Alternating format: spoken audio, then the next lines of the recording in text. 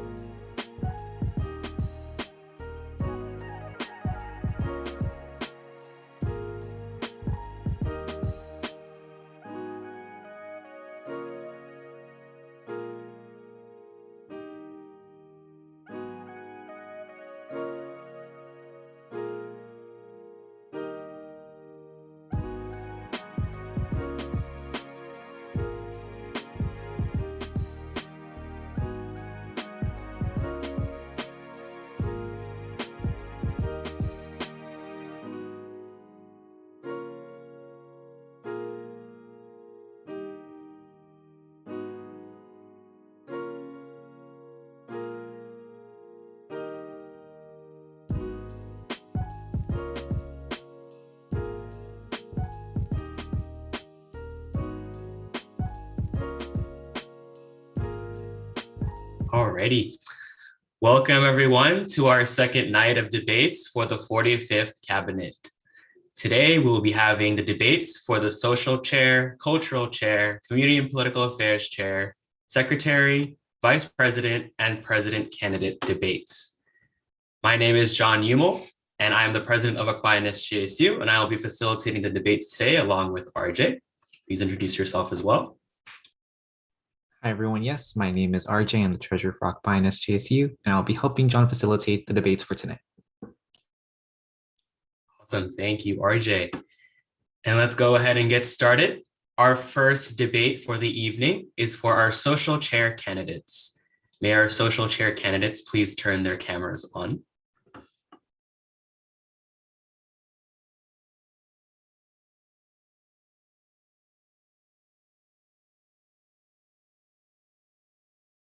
Thank you, candidates, and welcome.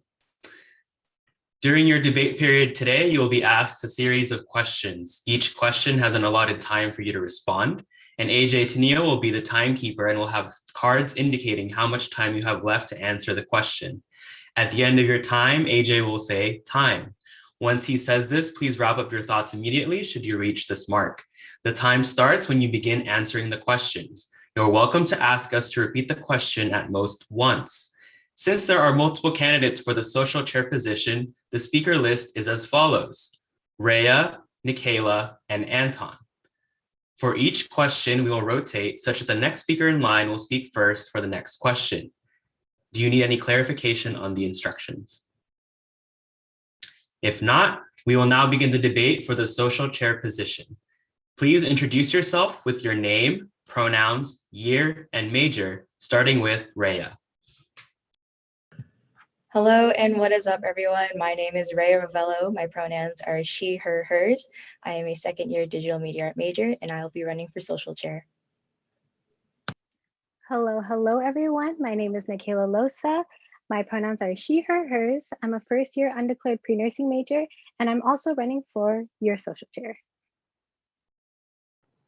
Hello, everyone. Good evening. My name is Anton Laron. My pronouns are he, him, his.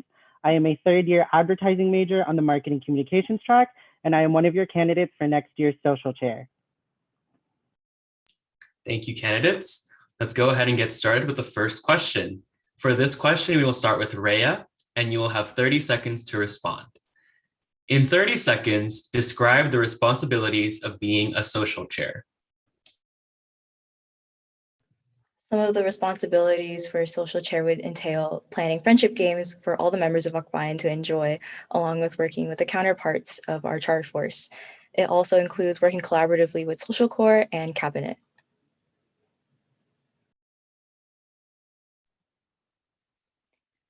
The responsibilities of being a social chair do mean that we are in charge of coordinating events on and off campus. We are leading friendship games and coordinating our intramural sports, but I would also want to be a support system to the rest of the cabinet, as well as being that friendly face for all of our members as they come into the meetings.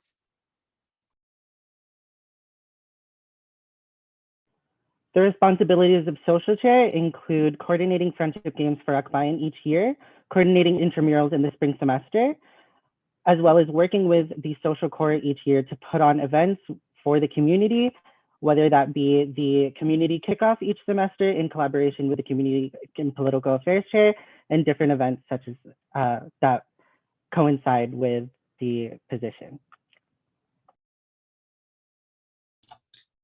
Thank you. For this next question, we will start with Nikayla, and you'll have 30 seconds to respond. What are your qualifications to be a social chair?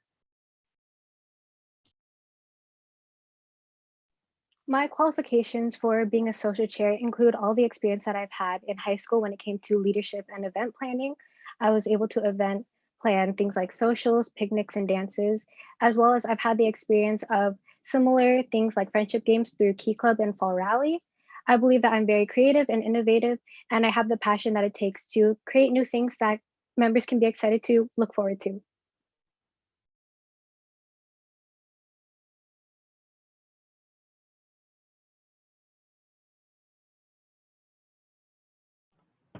My qualifications for this position include my high school experience in ASB, where I would assist in event planning.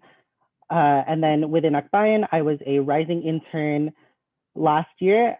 I was a fancy fam rep, and this year I was a part of social core, Shard Cordery, and assisted AJ Tinio this year in all of his events as social chair. Within Akbayan, I've been involved within social core this year for Tricordery, and I've also been with PCN core, and I believe both of those cores have taught me to be a better leader, a better individual, and has allowed me to grow. Thank you. For our next question, we will start with Anton, and you will have 1 minute to respond. What are your goals for the social chair position next year?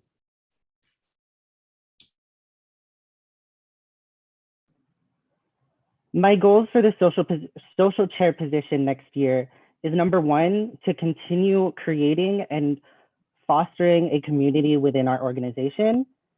Number two, to replenish and recharge our social batteries, as with this past year of physical distancing and virtual learning, it is likely that our social batteries are depleted. And if elected into this position, I would want to work my very hardest to put out events, to put out different things for the community to recharge and replenish our batteries and make sure that we are happy, we are healthy, and we are just having a great year together. Could you repeat the question, please? Yes. You have 1 minute for this question. What are your goals for the social chair position next year? Thank you, John. My goals for this coming year would have to be creating a comfortable space for everyone, whether it be hybrid, in person, or completely online again. And I would love to see myself plan events for the members of Akbayan so that we can actually create connections and embrace in our friendships. I would also like to outreach to other organizations besides our Filipinx organizations on campus and off campus.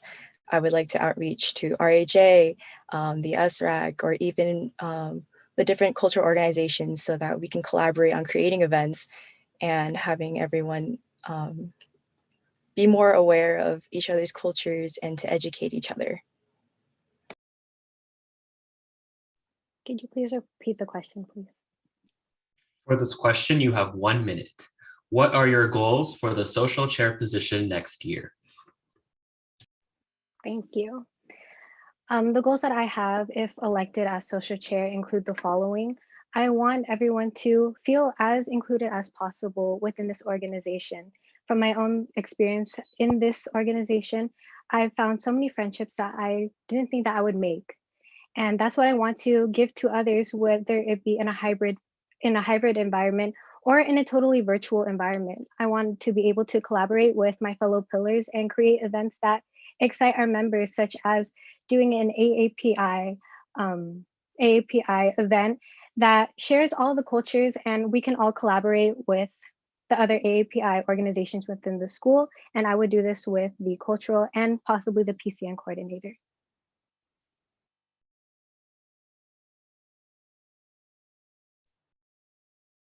For this next question, we'll be starting with Rhea, and you'll have 30 seconds to respond. What are your plans for the @AkbayanSocial Instagram page? Could you actually repeat the question, please? Yes. In 30 seconds, what are your plans for the AkbayanSocial Instagram page? So for the Akbayan social page, I would actually like to highlight more of my social core and really get to know the social core. And I would also like to start including gamer highlights. I would also like to start having a Akbayan Discord, and in there we can have our members highlight their gamer highlights. And along with that, I'd like to continue with the Akbayan Spotify and the member spotlights that we have monthly.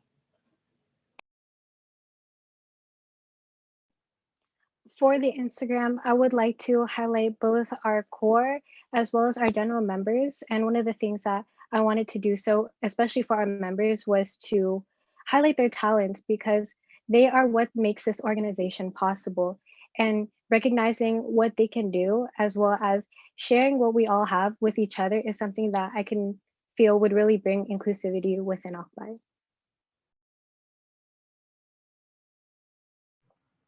Could you repeat the question one more time, please? Yes. In 30 seconds, what are your plans for the AkbayanSocial Instagram page? Thank you. For the AkbayanSocial Instagram page, I plan to continue our Spotify playlist and the member spotlights that we've established this year.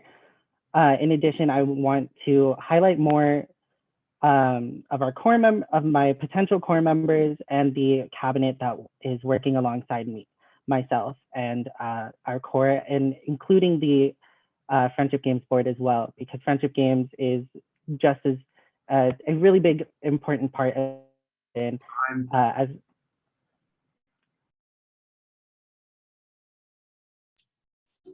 For this next question, we will start with Nikayla, and you will have 30 seconds. How do you plan to collaborate with the other pillars? As I've mentioned before, one way that I would want to collaborate with the cultural chair would be through doing some type of night market / festival with the other AAPI organizations on SJSU's campus.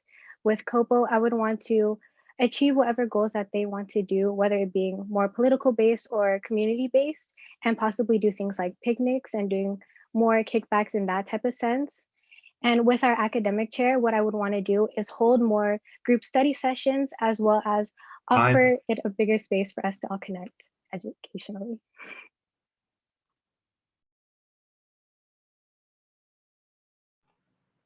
I would like to collaborate with the elected cultural chair in hosting a workshop on the history of the malong and the different ways that it was worn and how it signified different social statuses. I would like to collaborate with the academic chair in bringing back the Zenden, which is a space where all of our community can come in and study and socialize. I would collaborate with our community and political affairs chair by hosting a workshop on the theory of social responsibility. And yes. Time. On top of supporting my pillars for academics, I would like to hold a self-care workshop in collaboration with the Wellness Center so that we as Akbayan members and students understand that self-care is very important. For cultural, I would like to start a podcast on how traditions such as recipes from our culture affect our family traditions today. And for Copo Chair, I'd like to do something similar to the Capo concert and raise awareness of the API community and the recent crimes that have been happening, and just raise awareness on activism.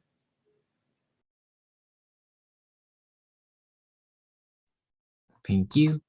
For this next question, we'll be starting with Anton, and you'll have 1 minute to respond. Identify one event that the social chair has held that you would like to continue. How will you improve it?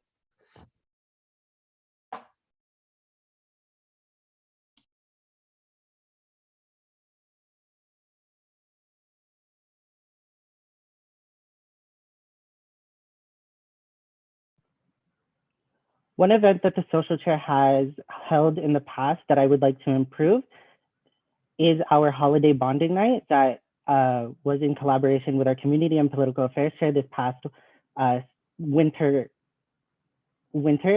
I would improve this event by having more activities, and potentially if it were to be in person, I would have more in-person interactions, more vulnerability within the event, and really breaking down the walls of our community and our members, making them feel more comfortable with being vulnerable with their peers.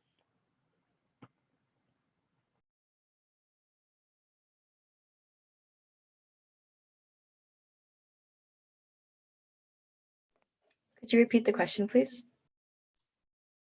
Yes. In 1 minute, identify one event that the social chair has held that you would like to continue. How will you improve it?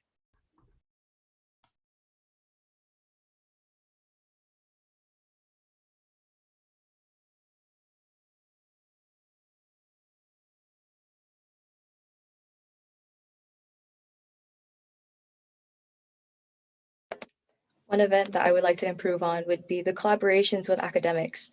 Recently, we've been having paint nights, and I believe we do have a paint night coming up. I would also like to include more activities other than just painting. It would include bonding with the other members, whoever comes. And like Anton said, really embrace the vulnerability, because Zoom has lowered our attendance at meetings. And so I think it's really important to take advantage of that. I would like to get to know the members and allow the members to get to know us as well. It would go deeper than the surface level conversations. It would actually be getting to know them, more than how was their day. It would be getting to know who they are as a person, what drives them, what motivates them. And that's something I would like to improve on our events. Although I haven't gotten the chance to experience a lot of the events that are held throughout the whole year of Akbayan, one of the things that I feel is kind of connected to all of the events that are held is that we should always be improving on how we can break down the barriers of how we create friendships with each other. Sometimes people could be only comfortable with talking to who they know and interacting with those they're familiar with. But as a hopeful social chair, I would want to embrace inclusivity as well as also encourage our members to get to know one another and mix things up.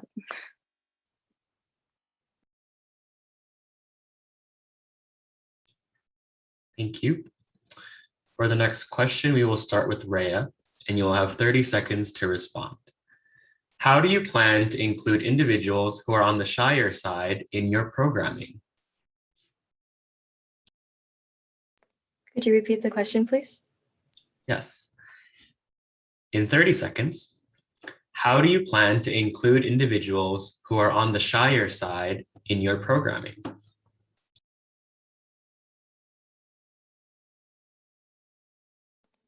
For those who are on the shyer side, I believe as social chair, it is our not only responsibility, but it is something that we should do and continue inclusivity by reaching out to those who are on the shyer side and highlighting those who are on the shyer side. We're able to highlight them and have members be aware of who they are, getting to know them as well. For those members who are on the shyer side, one of the ideas that I had was to encourage my core and create some type of buddy system or group system where our core can reach out to those members who may look shy and ask them personally, like, do you want to go to this event with me? And just create that more personal connection with our members so they feel more welcome when they come into these events that they might have felt uncomfortable to go to in the first place.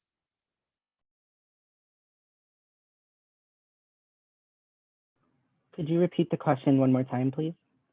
Yes. In 30 seconds, how do you plan to include individuals who are on the shyer side in your programming?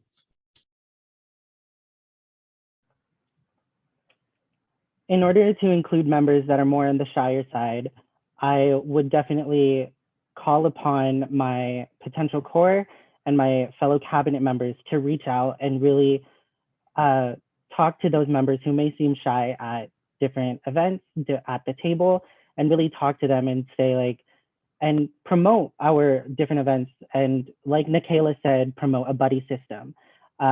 Just ask, like, do you want to go to this next event with me? Because I myself am an ambivert and I've been there.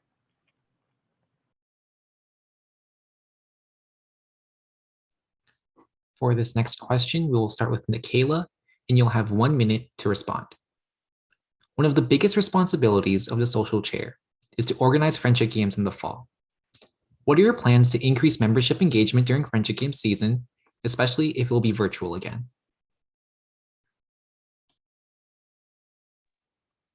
For one, I would collaborate with the media officers and PR officers to promote Akbayan's participation within friendship games as much as possible, and just show all the members how much fun you can have within a virtual environment.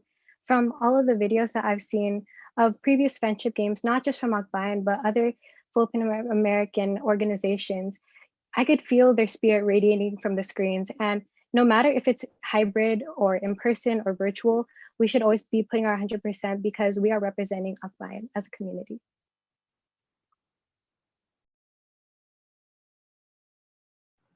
Could you repeat the question one more time, please?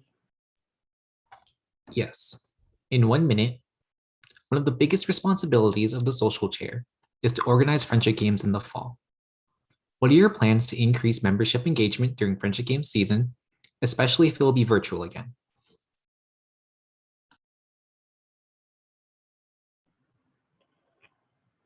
In order to increase member engagement for friendship games, especially if friendship games is to be virtual again, I would definitely call upon the rest of my core, the rest of friendship games board, and the rest of cabinet to work with me in promoting this event. I am just one person. I cannot do it alone. That is why I have a core. That is why the cabinet is there to support me. I would call upon them to really promote the event, to hype it up even more. And like Nikayla said, like, friendship games, it's a unique experience. The spirit is still there, whether hybrid, whether in person, whether completely virtual. And I would really like to highlight that if I were to be elected. And I would like to call upon my cabinet to help me highlight that. Could you repeat the question one more time, please? Yes. In 1 minute, one of the biggest responsibilities of the social chair is to organize friendship games in the fall. What are your plans to increase membership engagement during friendship game season, especially if it will be virtual again? So something new I'd like to incorporate to increase engagement within Akbayan for friendship games would be to start pen pals within our Triforce. By doing so, we make a friend within Akbayan and outside of our organization by working with Triforce, we are able to increase members on all three of our organizations. And it will also kind of hype up friendship games. And by doing so, we'll be excited to compete against each other within friendship games and have that competitive spirit against each other while also supporting each other. For this next question, you will have 1 minute, and we will start with Anton. Name one traditionally in-person Akbayan social event that you would like to continue, but in a virtual or hybrid format. How will you execute it?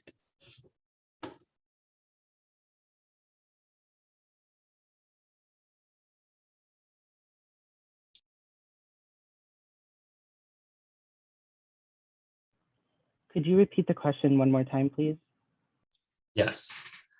In 1 minute, name one traditionally in-person Akbayan social event that you would like to continue, but in a virtual or hybrid format. How will you execute it?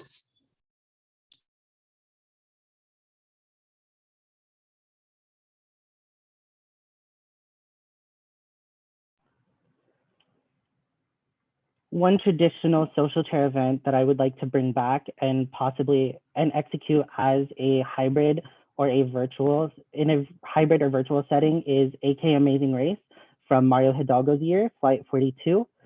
I would execute this in a hybrid or virtual setting by executing it as a photo scavenger hunt rather than a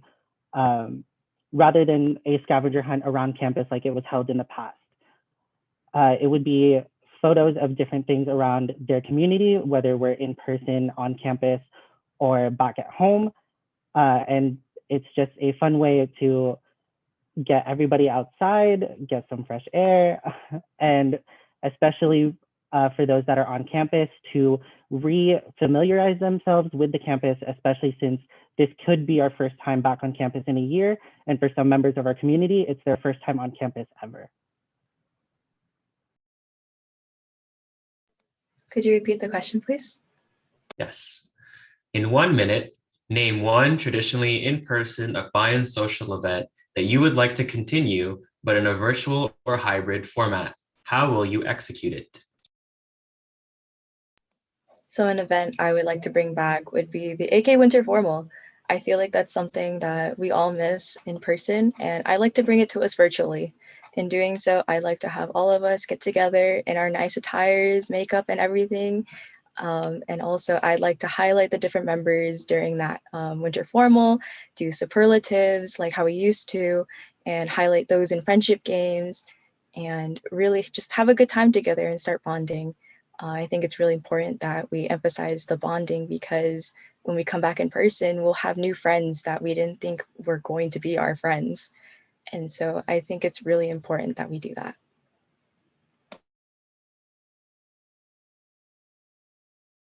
Could you repeat the question one more time, please? Yes. In 1 minute, name one traditionally in-person Akbayan social event that you would like to continue, but in a virtual or hybrid format. How will you execute it?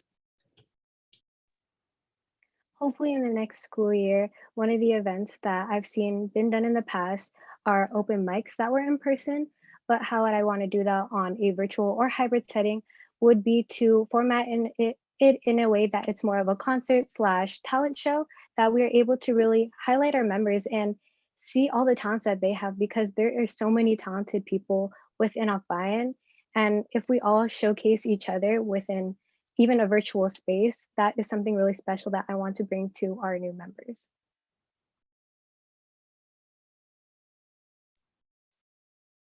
For this next question, we will start with Rhea, and you'll have 30 seconds to respond. Outside of friendship games, how will you continue to foster a sense of social connectedness between members of Akbayan, especially in the spring when friendship games is over? So an event I would like to plan in the spring actually would help PCN and advertise it. Something I would like to do is a fashion walk, and it can work hybrid or maybe even virtual. But in a hybrid setting, I would have cultural work with PCN and social core, and I would like to have a fashion walk of the different Filipino attires that we use during PCN, and it would just advertise and engage members to take interest into PCN. Time. Could you please repeat the question? Yes. In 30 seconds, outside of friendship games, how will you continue to foster a sense of social connectedness between members of Akbayan, especially in the spring when friendship games is over? Other than supporting the other pillars and their events within the spring semester, what I would want to do is host, especially if we are going to be on a hybrid or virtual setting, is to host some type of esports tournament in a way that we could highlight our gaming community of Akbayan. This could include games like League, Valor, even 2K, and it could just really bring a different community together within Akbayan.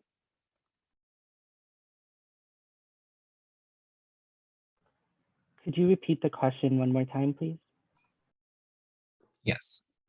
In 30 seconds, outside of friendship games, how will you continue to foster a sense of social connectedness between members of Akbayan, especially in the spring when friendship games is over? I would like to continue fostering a sense of social connectiveness between our members, especially in the spring semester, by revamping and reintroducing our Akbayan Discord server. As in the past, it's only been spread around the gaming community and among our alumni.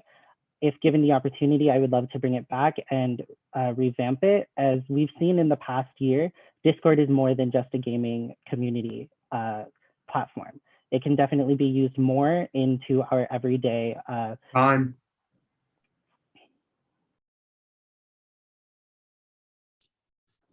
For this next question, we will start with Nikayla, and you will have 30 seconds to respond. How do you plan to create an environment for your core such that they are able to work in harmony as well as have close personal relationships?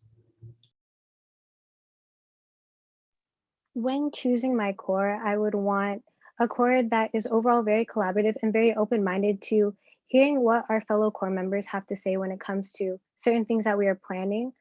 As long as they are open-minded and very willing to accept new ideas and be able to collaborate with one another, I feel that that would be very strong in creating a sense of harmony and friendship within our core.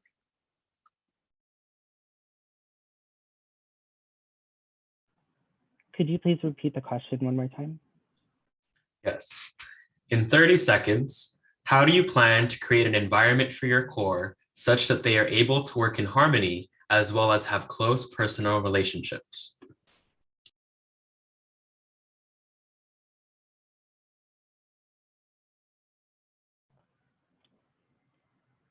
With my potential core and creating that sense of togetherness and harmony and helping them work in harmony, I would definitely create an environment within our meetings where they know they can speak their minds. They know they can voice their opinions.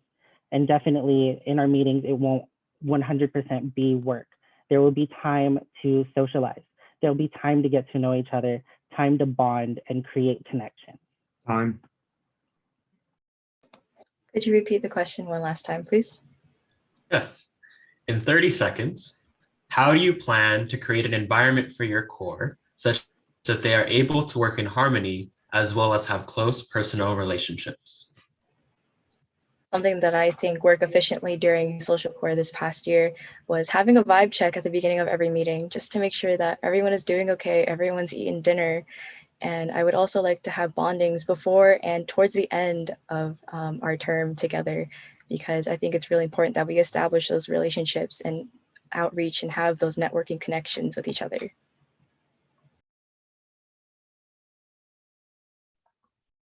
Thank you. This will be the last question for our social chair candidates.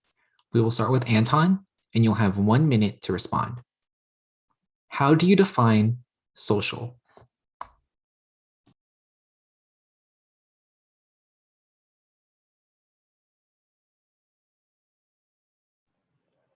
I define social as the ability to make connections. Social does not mean outgoing, proud, extroverted. Social can be shy, reserved, introverted, ambiverted. As long as you are able to talk to someone, and make a genuine connection, that is what being social. That is what being social means to me.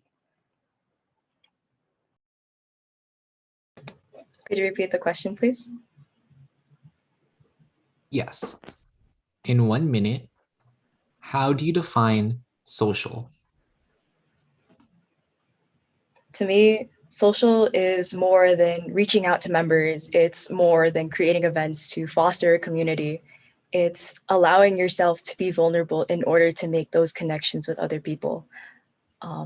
By being vulnerable, it allows everyone to see who you truly are, like the true authenticity of who you are. Vulnerability is the root to social. And without the vulnerability that we have now and that we've established and created, I don't think we would have social interactions or social anything. And by being social, we're able to laugh with each other, be happy with each other, learn to love, grow. And that's what I believe social means to me. Could you please repeat the question one last time? Yes. In 1 minute, how do you define social? Social to me has really changed over the short time that I've been in this organization. From every experience that I've heard from alumni, cabinet members, and even our general members, so being social hasn't just been fully throwing yourself out there, but it more so put yourself in a position where you can get a little bit uncomfortable because you can find friendship in the most unexpected places, like how I did. As long as we are able to discover, learn, and grow as a community, that is what social is to me. Thank you. Thank you, candidates. And that concludes our debate for the social chair position. Thank you, candidates, again. And we will be now transitioning into our cultural chair candidates, but we will take a quick 2-minute break.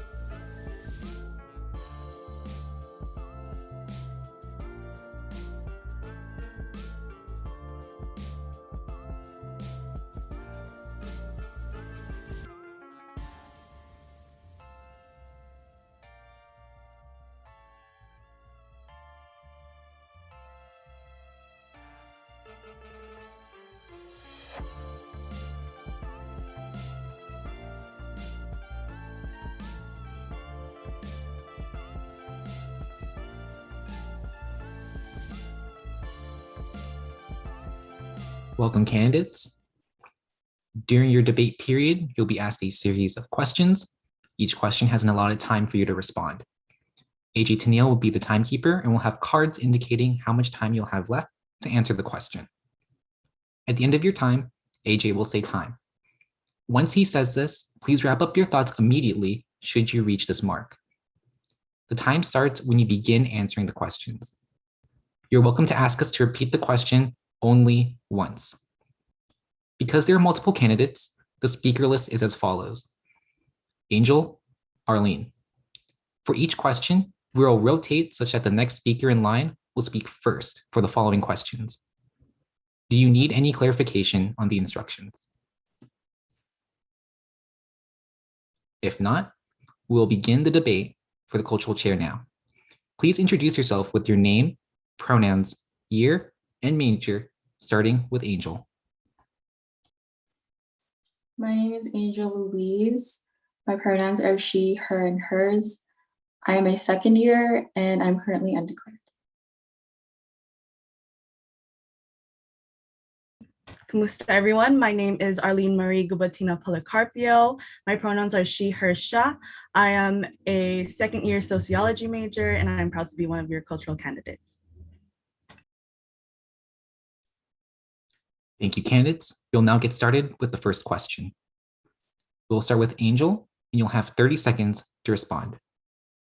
In 30 seconds, describe the responsibilities of being a cultural chair.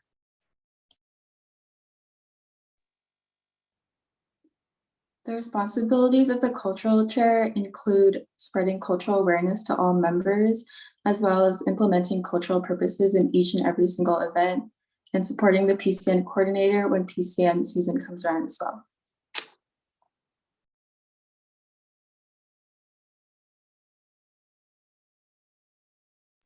The responsibilities of cultural chair are to promote and educate cultural awareness, but not limited to the Filipinx community.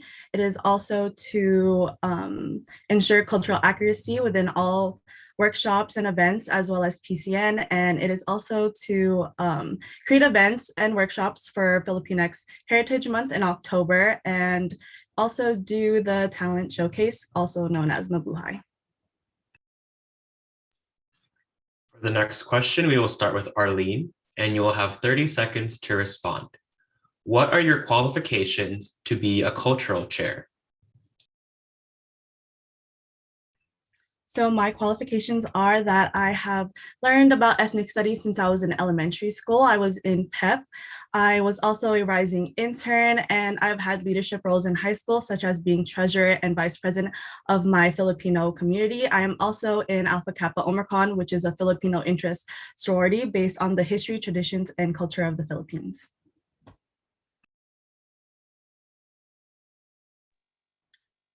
My qualifications include being on INACOR this year, which has helped me cultivate opening discussions about cultural, such as intergenerational trauma and not feeling Filipinx enough as we did this year, but also my passion for learning about Filipinx indigenous practices and using books as well as videos to ensure that I know what I'm speaking about and educating others on as well.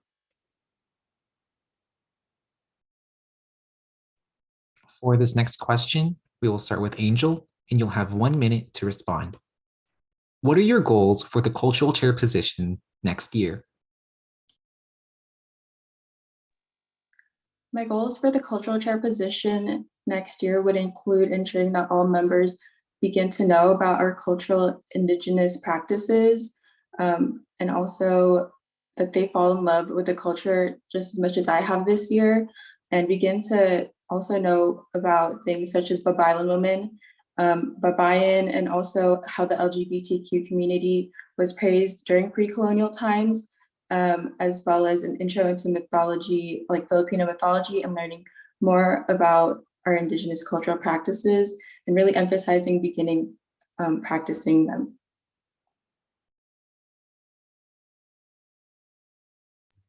My goals for cultural chair next year are to uplift each and every individual into sharing their own stories and explore the cultural identity. I also want to put an emphasis on indigenous culture as well, like pre-colonial healing and beliefs. And I also want to emphasize the feeling of togetherness, even though we may or may not be in a virtual or hybrid world.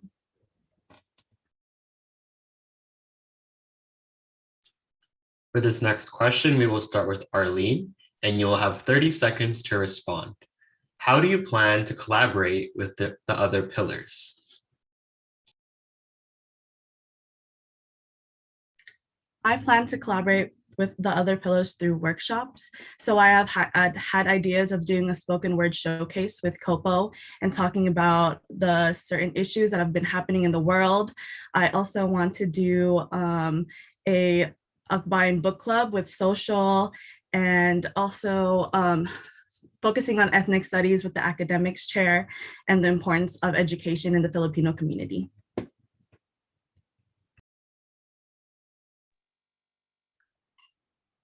I plan to work with the other pillars by working with COPO to host a workshop about undocumented immigrants, as well as inviting other Filipinx American organizations to this as well. And also plan on working with COPO and Social to host a panel to invite Filipino or Filipinx community leaders and our members so they have a say in the things that have been going on within our community, as well as working with our academics to learn about how Filipinos have impacted different job industries as well.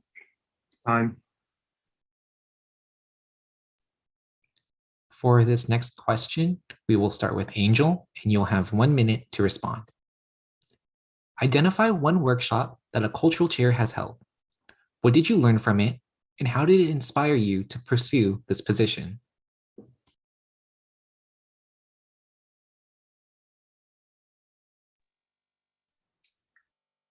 A workshop that inspired me to run for this position would be intergenerational trauma, because it stems all the way back from pre-colonial times, through colonial times, into today. I think it's important to open that discussion with our members, and when we were able to do so, it allowed for members to learn, but also to voice how they felt about intergenerational trauma within our community as well.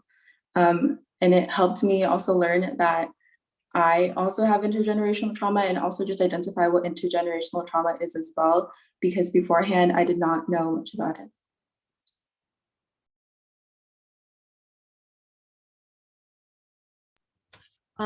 One of the workshops that I remember was an internship, and it was one of the cultural chairs, the past cultural chairs, and it was talking about the Magandang Morenex. And it really reminded me that we need to uplift our community, because even them back home are usually put down. And I really want to put an emphasis on uplifting our community and everyone within it, and being proud of who we are and our skin tones and everything within that and our culture. And yeah. For the next question, we will start with Arlene, and you will have 30 seconds to respond. How do you plan to create an environment for your core such that they are able to work in harmony as well as have close personal relationships?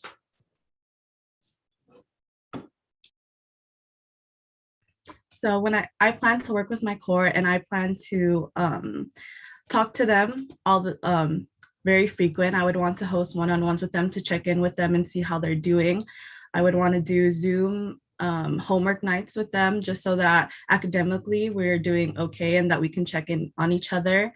I also want to just check in on how they're doing at the beginning of any cultural workshops, and make sure that they're in the right mindset to do so, and really have that open communication and transparency. Can you repeat the question one more time, please? Yes. You have 30 seconds. How do you plan to create an environment for your core such that they are able to work in harmony as well as have close personal relationships? When hosting weekly cultural core meetings, I plan to check in on them and asking about how their week went before, just as we did in INACORE this year, as well as explaining that we will have a very transparent relationship with one another, and also hosting game nights and also city nights together to ensure that we create a personal relationship where they can trust me as well.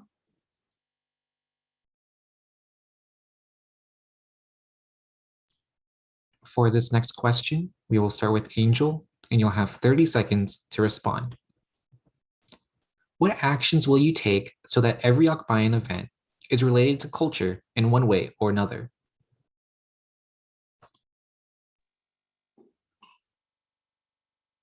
To ensure that every Akbayan event has a cultural purpose, I will work with those who are hosting the event and do my research and find ways to incorporate culture within it, even if it is as small as spreading small facts within the workshop to ensure that there is a cultural purpose within the event. Can you repeat the question, please? Yes. In 30 seconds, what actions will you take so that every Akbayan event is related to culture in one way or another? I plan to talk with the host of those workshops before every event, especially when they're planning. And I would want to talk to them about their goals and see how that can align with the Philippine culture and how we could intersect those, because there's intersectionality within everything. And I would also want to do my research as well as do it with my core and see how we can incorporate culture. For the next question, we will start with Arlene, and you'll have 30 seconds to respond. Over the past few years, Akbayan has gained a reputation for having a diverse population. How will you use your position to include those who may not identify as Filipinx?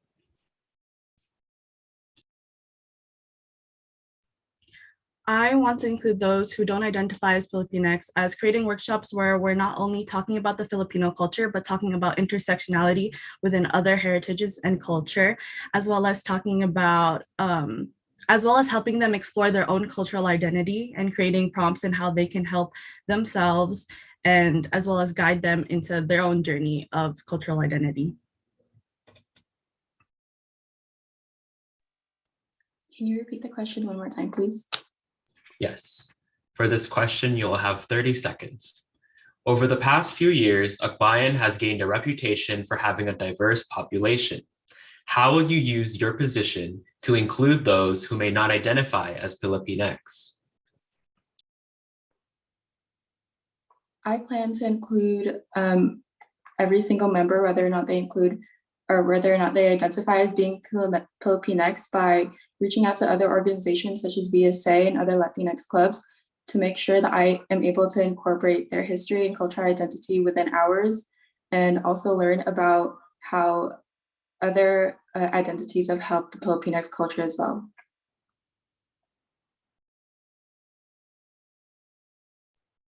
For this next question, we will start with Angel, and you'll have 1 minute to respond. Akbayan was founded as a cultural organization. In your opinion, do you think that the cultural pillar is the most important pillar of the 4 pillars? Why or why not?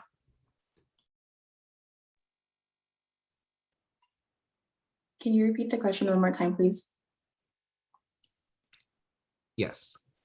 In 1 minute, Akbayan was founded as a cultural organization.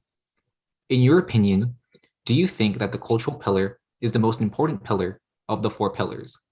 Why or why not?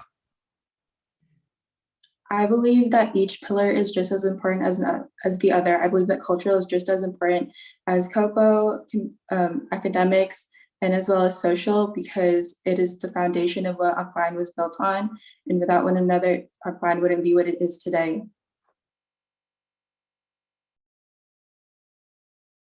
Can you repeat the question, please? Yes. In 1 minute, Akbayan was founded as a cultural organization. In your opinion, do you think that the cultural pillar is the most important pillar of the 4 pillars? Why or why not? I believe all of the pillars are just as important as each other, but I do believe that we should have a strong emphasis on culture because we are a cultural organization above all. And I think that we must focus on how we can include all of them, because the pillars are the building blocks of our organization, and it helps us not only thrive, but succeed as an org and helps us continue. But we must also remember our history, and we are a cultural organization.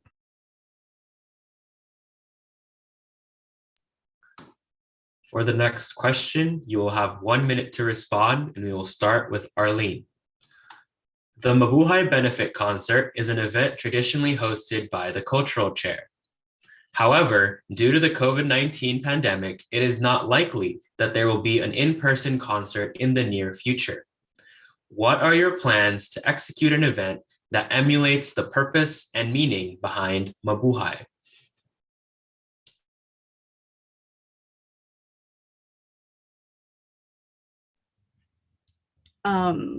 I would want Mabuhay to be an online benefit concert, just as Jessica had done this year. And I would want to do it where we can uplift and showcase our own members as well as those that we can invite to come.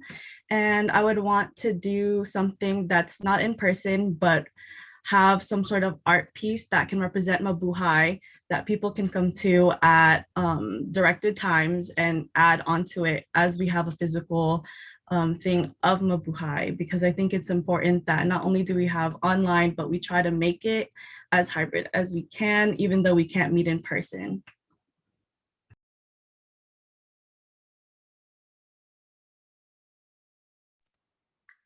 I would also like to do the same thing as Jess did today or this year, and have it fully be online and work with media as well, to ensure that it runs smoothly, utilizing things like Twitch or YouTube Live so that everyone has access to it, and ensure that even those who are not able to come on campus have the chance to see what Mabuhay is.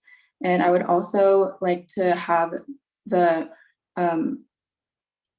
for the members to be able to see where their money will be going to when they donate to the Mabuhay cause.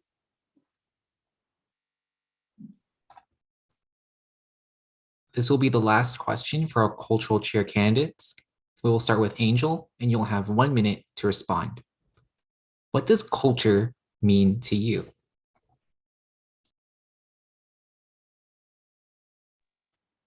Culture means to me no history, no self. When you know where you come from, then you know where you're going.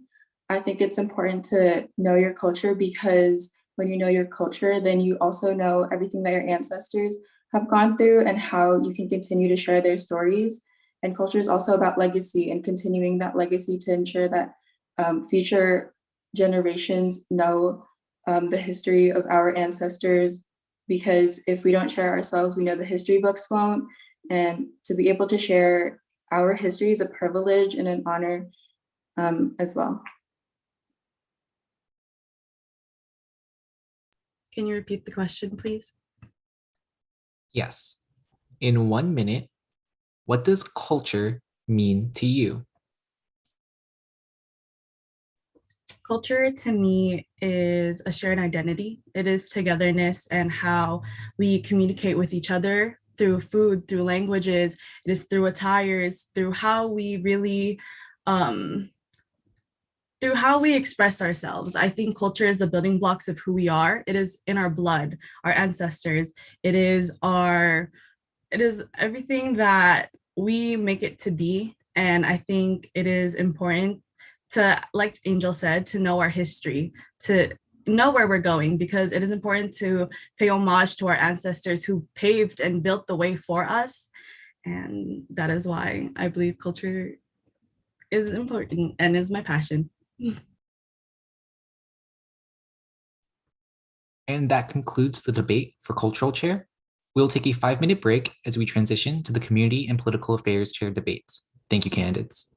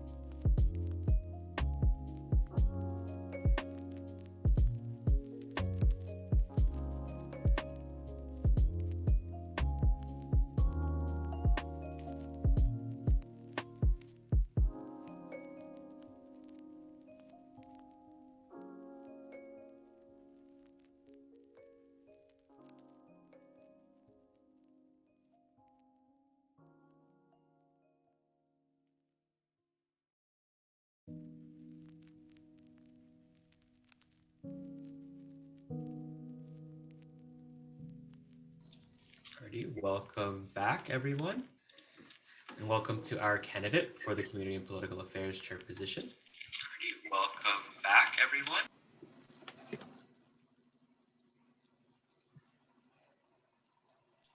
During your debate period today, you'll be asked a series of questions. Each question has an allocated time for you to respond. AJ Tinian will be the timekeeper and will have cards indicating how much time you have left to answer the question. At the end of your time, AJ will say time. Once he says this, please wrap up your thoughts immediately should you reach this mark. The time starts when you begin answering the questions. You are welcome to ask us to repeat the question only once. Do you need any clarifications on the instructions? No, thank you. If not, we will now begin the debate for the Community and Political Affairs Chair position. Please introduce yourself with your name, pronouns, year, and major. Hello, everyone. My name is Darmay. My pronouns are she, her. I am a second-year psychology major, and I'm running to be your Community and Political Affairs Chair. Thank you. For the first question, you will have 30 seconds. In 30 seconds, describe the responsibilities of being a Community and Political Affairs Chair. One of the biggest responsibilities is the RAP program. There are also community events that would be my responsibility, and keeping members aware of current political and social issues, holding the demographic survey, and advocating for the communities in, advocating for communities in our area.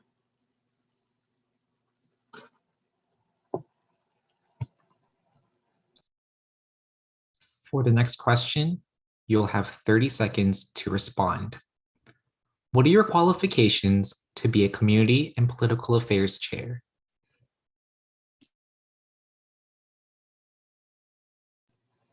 One of my qualifications is that I was a Genesis intern this semester.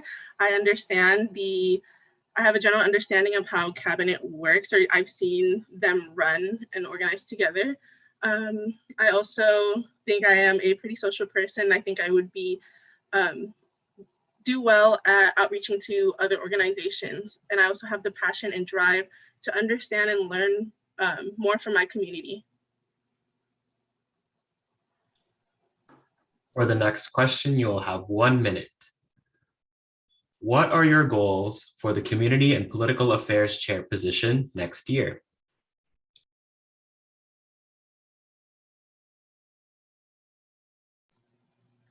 One of my biggest goals is building upon the legacy that the current COPO chair and its predecessors have established. I would really love to create that safe space for members to learn and share their experiences and discuss social issues with each other, because once we share our experiences and learn from each other, we know more about ourselves, each other, and our community, and are better able to serve. Also, I would really love to empower members to get involved in their community in the ways that they want to, because I understand that it can be intimidating, especially when you don't know where to start. I've been there, and I hope to encourage members to not let that stop them and find ways to give back to the community that they would like to and that they find enjoyable and fulfilling.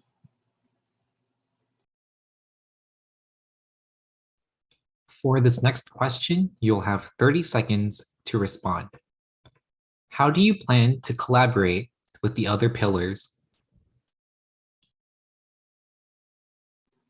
With the academics pillar, I hope to hold a community service project that will serve the K through 12 youth and schools in the San Jose State area. I know that they offer a lot of tutoring and volunteer opportunities, so I hope to boost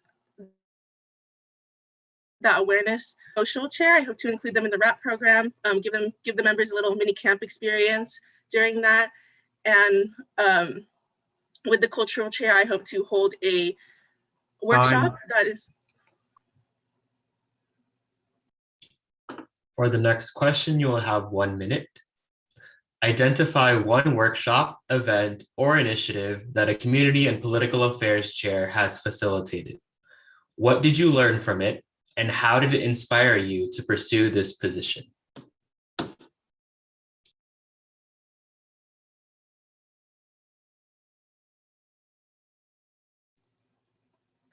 One of the workshops that was held was on colonial mentality. I would really love to, that was one of the biggest, or that really inspired me to do COPO, because I learned about the internalized, pressures and mentalities that have been put upon me as a person of color and my community. And that just really wanted me to spread that awareness and there are other larger social institutions like the patriarchy and racism that put upon these like pressures and mentalities, and I hope to expand upon that. For this next question, you will have 30 seconds to respond. How do you plan to create an environment for your core such that they are able to work in harmony as well as have close personal relationships?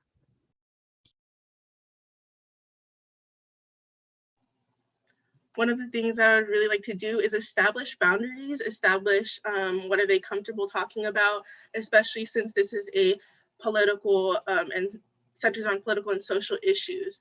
I would like to know what they're versed on, also just what they care about. Though we are core and cabinet members, we are people first, we are friends first.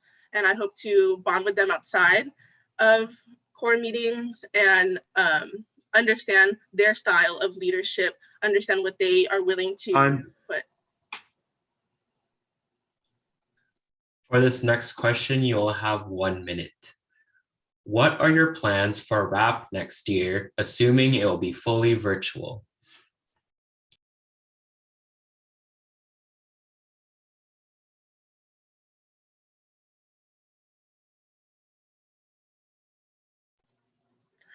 I would really like to build upon what the current COPO chair has done with the RAP program this year, possibly break the blocks up into the different pillars. But in the community and political affairs pillar, I hope to do have an emphasis on community service and political engagement or political advocacy. Additionally, with the social aspect, I would like to do a mini camp program that would give members a sense of the camp program, what these programs have to offer.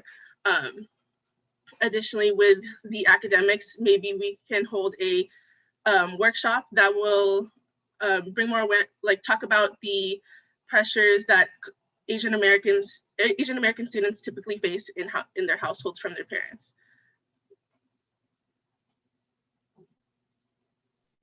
For this next question, you'll have 30 seconds to respond. What is one current issue in the Filipino American community that Akbayan members should know about and why?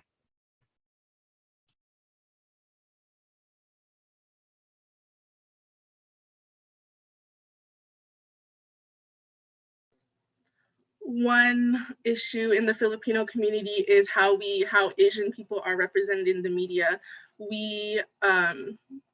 The way that we are represented is not representative of all Asian people and even the Filipino community. Not just the lack of representation, but how we're represented. It brings a sense of it makes us very homogenous and does not highlight the cultural nuances of Filipino people. Time. For the next question, you will have 1 minute to respond. How will you use your position to continue to keep topics like the Black Lives Matter movement and the Stop AAPI Hate initiatives relevant to our organization?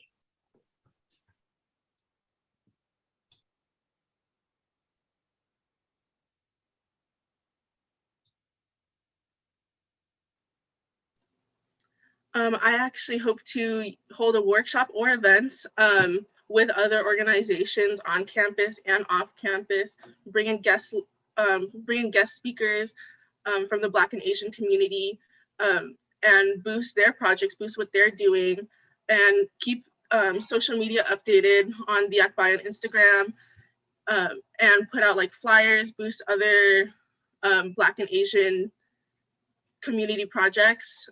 I hopefully with the when we host these workshops, other organizations on campus are able to collaborate with Akbayan.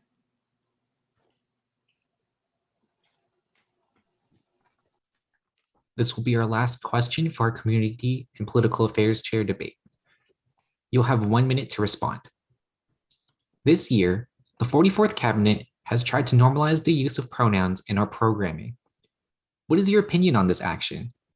Additionally, what initiatives do you have planned to continue to promote and provide inclusive environments for our members?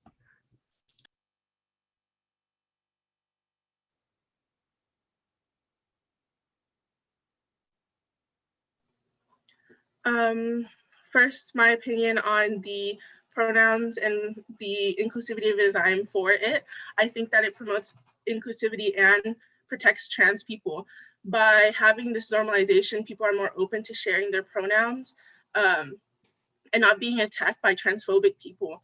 When we normalize these pronouns, trans people aren't like standing out when they speak on their pronouns, and it becomes more normal. And to promote more to continue the legacy of inclusivity, I hope to remind members to use the correct pronouns, share their pronouns, and also just remind them to be mindful of other people, remind them to be mindful of other experiences, the marginalized experiences especially.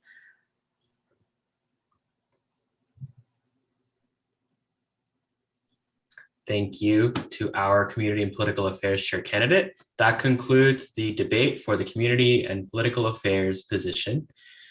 Thank you again, and we will take a quick break and we'll be transitioning to our Secretary candidates.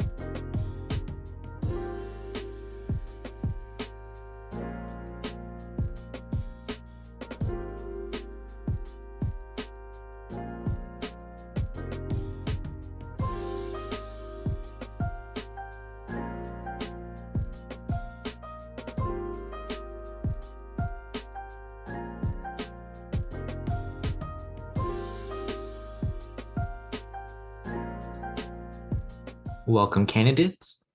During your debate period, you'll be asked a series of questions. Each question has an allotted time for you to respond.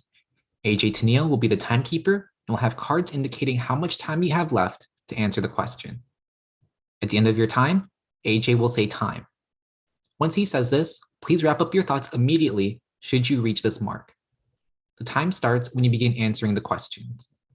You are welcome to ask us to repeat the question only once. Because there are multiple candidates, the speaker list is as follows: CJ, Henry.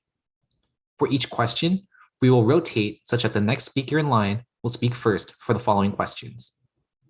Do you need any clarification on the instructions? If not, we will begin the debate for secretary now. Please introduce yourself with your name, pronouns, year, and major, starting with CJ. Hello, everyone. My name is CJ Pascual Tabuyo. My pronouns are they, them, theirs. I'm a first-year kinesiology major, and I am running to be your 45th Cabinet Secretary.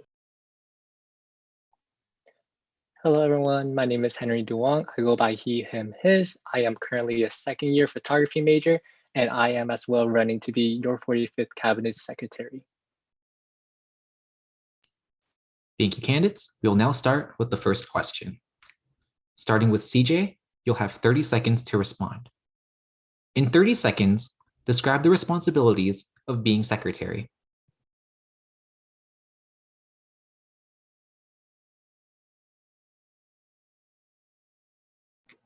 As secretary, I have the charge of collecting all of the records, keeping the records, scheduling rooms for general workshops and cabinet meetings. Some other things I have to do is also reserve tabling spaces, checking the mailbox, creating calendar meetings, events, and activities, maintain professionalism throughout the whole 45th cabinet.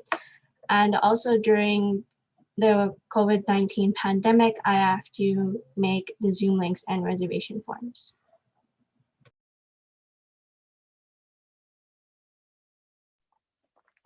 With the secretary position, I believe the position entails having charge of all papers and keep records, scheduling rooms for both general workshops and cabinet meetings, reserving the tabling space, providing or keeping professionalism within all of 45th cabinet and all to our members, coordinating donations and sponsorships with our treasurer, recording minutes, and with the newly appointed membership affairs committee, the secretary is a member of that as well. For the next question, we will start with Henry, and you will have 1 minute to respond. Describe the role of the executive board on the cabinet and explain why you are qualified to be on the board. Can you repeat that question one more time, please? Yes. You have 1 minute for this question. Describe the role of the executive board on the cabinet and explain why you are qualified to be on the board. I believe the executive board on a cabinet serves to be the foundation and the backbone of all of the cabinet, supporting everyone and everything they do and allowing everyone to push to their limits while still maintaining within their capacities. And I believe I could be part of the executive board as well as through my experience of being on the 44th cabinet, as well as previous leadership experiences in life, including being a rising intern. I believe I am qualified to serve and be the backbone for the 45th cabinet.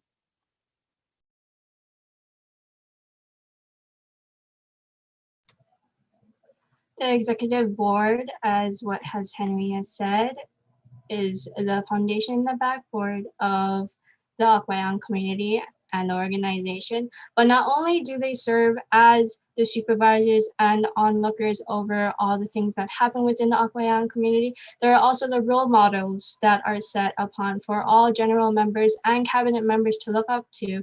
Not only are they role models, but they are also the people who are the people who a lot of people can come to in case of questions for professionalism, anything happening in the cabinet that they're struggling with, homework-wise outside of cabinet.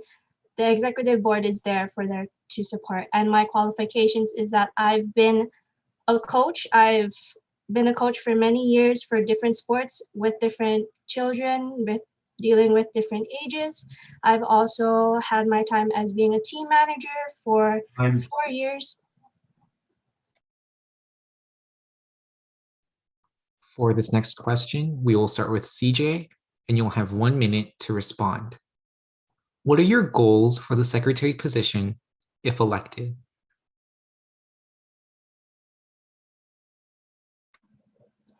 My goal as secretary, if elected, is to create a bond with cabinet members and the pillars where we can all depend on each other with vulnerability, integrity, compassion, and love.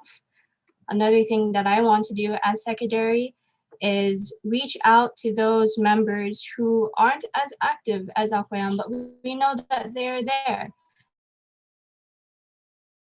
And each person, whether or not you are new, whether or not you have always been in the organization, has a part in Akbayan, and they are part of what builds the foundation of Akbayan and what we all stand for since this organization has been created. Another thing that I want to do is host mental health workshops, because that is something that is really important, especially with the COVID pandemic. And ultimately, my goal is to give everyone a space throughout the whole spectrum of all general members to create their own journey. Okay, repeat the question, please. Yes. In 1 minute, what are your goals for the secretary position if elected? If given the honor to be the secretary for the 45th cabinet, my goals truly revolve around the members of the AkbayanSJSU community.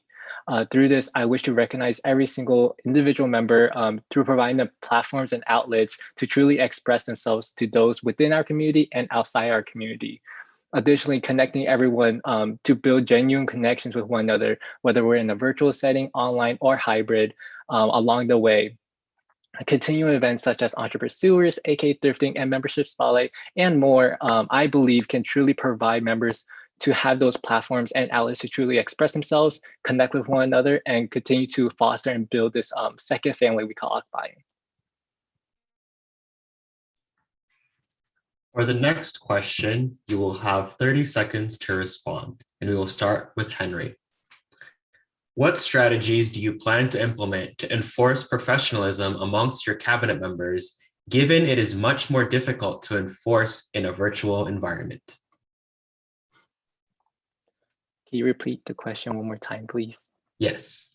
You have 30 seconds to respond to this question. What strategies do you plan to implement to enforce professionalism amongst your cabinet members, given that it is much more difficult to enforce in a fully virtual environment? One strategy I plan to implement is truly just reminding and giving them the respect that when signing up for these leadership positions, they sign up for the responsibility that comes with that. And one of the responsibilities of being a cabinet member truly is upholding professionalism in all aspects, whether that's in person, online, or in a virtual setting such as Zoom. So truly just reminding them throughout the year, reminding those to even core and our fam reps that professionalism should be upheld, and them signing up for these positions.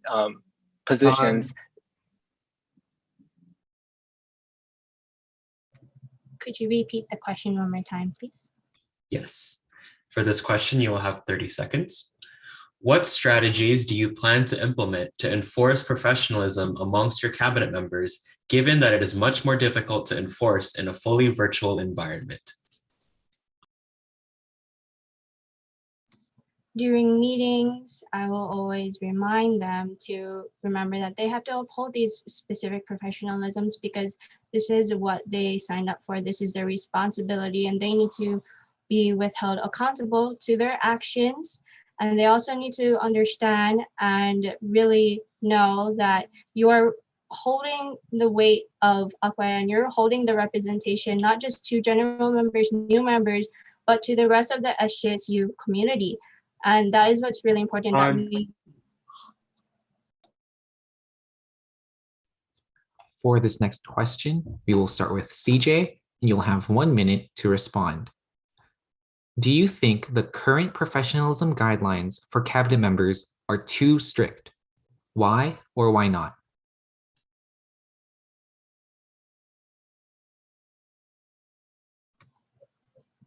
I do not think that they're too professional. I believe they actually offer a great balance for cabinet members and cores to withhold professionalism, because there's always ways that you can enforce professionalism while also having fun and being able to connect with your core or with your executive board and your other cabinet members.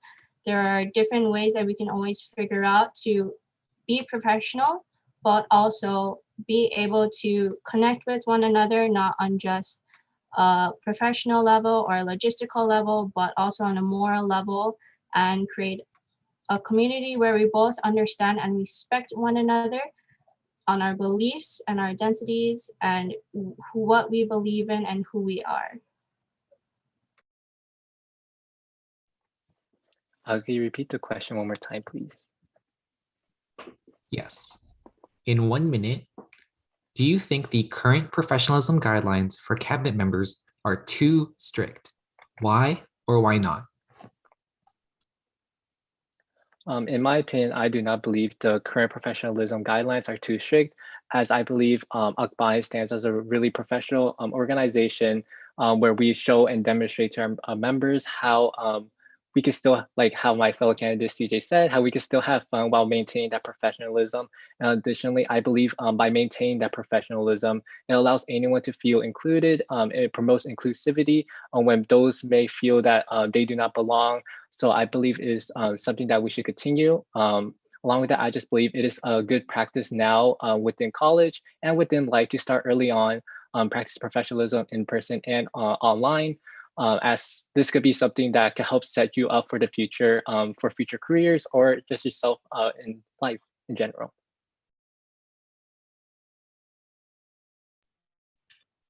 Thank you. For this next question, we will start with Henry, and you will have 30 seconds to respond. On a scale of 1 to 10, how important is the secretary position in Akbayan and why? 1 being not important at all, and 10 being the most important.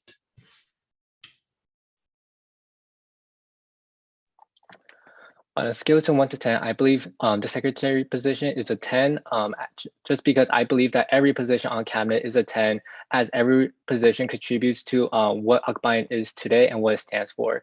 Regarding the executive board, I believe the secretary provides a good fundamental component on building that strong foundation for the rest of the cabinet and providing a foundation for eBoard itself, just so everyone can stay within their capacities and their limits.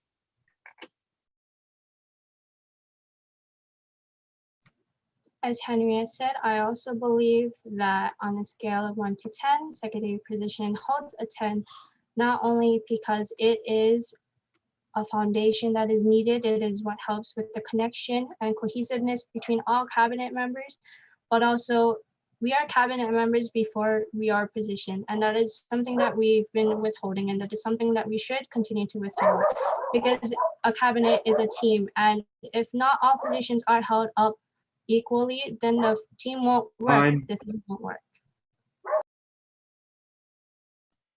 For this next question, we will start with CJ, and you will have 1 minute to respond. Let's say that a non-member posted an image of your fellow cabinet member on social media that violates your professionalism guidelines. You discuss the issue with the non-member and they refuse to take down the post. How would you handle the situation?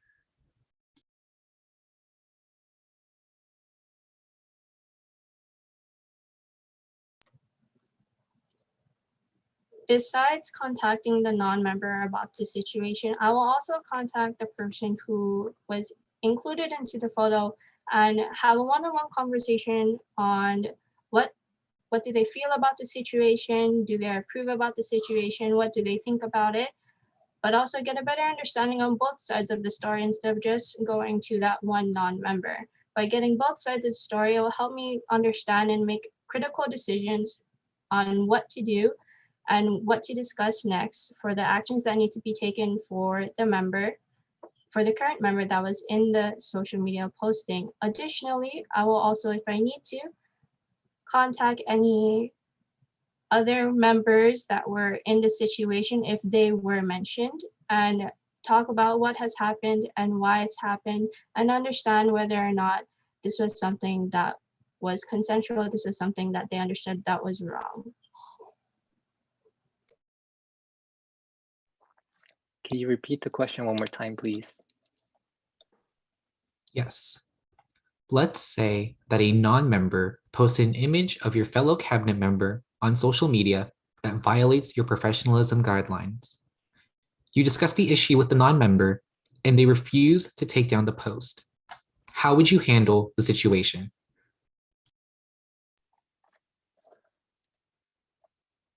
I definitely would try to, similar to my fellow candidate, I definitely would try to reach out to the cabinet member involved and discuss how they would like to proceed with it. I'll offer suggestions such as involving student involvement, as they were a really good resource that we realized that we had this year, and involving the university, because I feel like situations like this is beyond beyond my and the cabinet's capabilities. But of course, I will discuss further with my e-board and the rest of my cabinet on how we should proceed further with this, because this is a very serious situation that I believe shouldn't be in the hands of only just our cabinet, but possibly the university as well, if they did continue to refuse to take it down, if the respective cabinet member wished it. Thank you. And this is the final question for the secretary debate today. And for this last question, we will start with Henry, and you will have 30 seconds to respond. What lasting impact will you leave after your term as secretary if elected?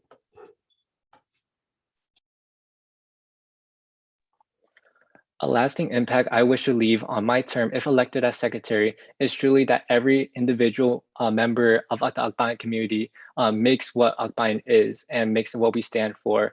Along with that, I hope to inspire and allow members to truly express themselves, running for positions even outside of cabinet, to truly let them step out of their comfort zones and grow beyond what they believe they currently are limited to. Could you please repeat the question? Yes. For this question, you'll have 30 seconds to respond. What lasting impact will you leave after your term as secretary if elected? The lasting impact I want to leave, if elected as secretary, is for all members, big or small, create an impact on Akbayan. By doing so, I want them to share their stories. I want to help voice their stories. I want to advocate for them to voice their story on why Akbayan is so important, and that will help expand the organization. But not just expand the organization, it will also help them grow, motivate, and inspire themselves to grow as I advocate for them to reflect on all that they have done, small or big. Thank you so much to our two secretary candidates tonight. And that concludes our secretary candidate debate for the evening. We will now be transitioning into the vice president debate, but before then, we will take a quick 5-minute break.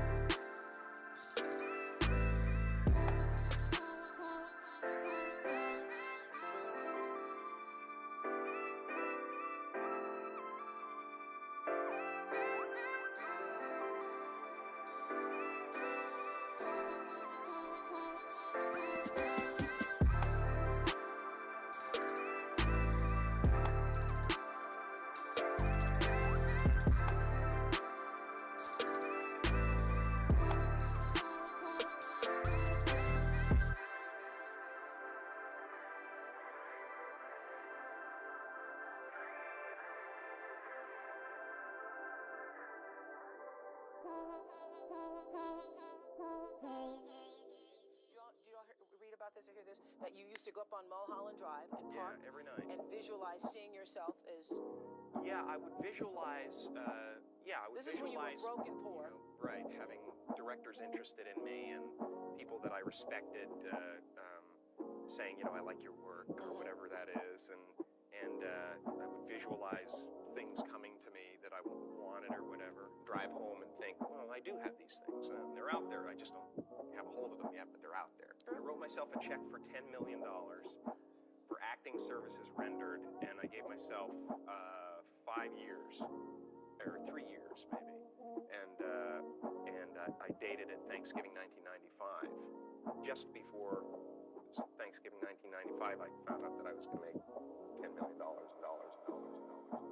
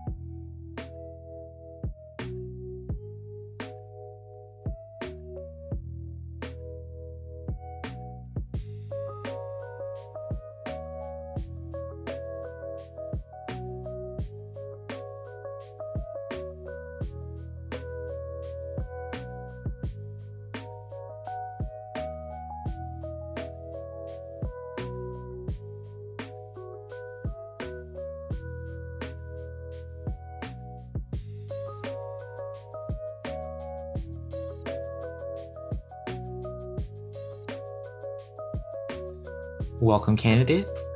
During your debate period, you'll be asked a series of questions. Each question has an allotted time for you to respond. AJ Tennille will be the timekeeper and will have cards indicating how much time you have left to answer the question. At the end of your time, AJ will say time. Once he says this, please wrap up your thoughts immediately should you reach this mark. The time starts when you begin answering the questions. You're welcome to ask us to repeat the question only once. Do you need any clarification on the instructions? No, I'm good. Thank you. If not, we'll begin the debate for Vice President now. Please introduce yourself with your name, pronouns, year, and major. Hello, everyone. My name is Elizabeth Dosena. My pronouns are she, her, hers. I am a fourth-year kinesiology major with a concentration in rehabilitation sciences, and I'm running. I am running to be your vice president. Thank you. We will now start with the first question. For the first question, you'll have 30 seconds to respond. In 30 seconds, describe the responsibilities of being vice president.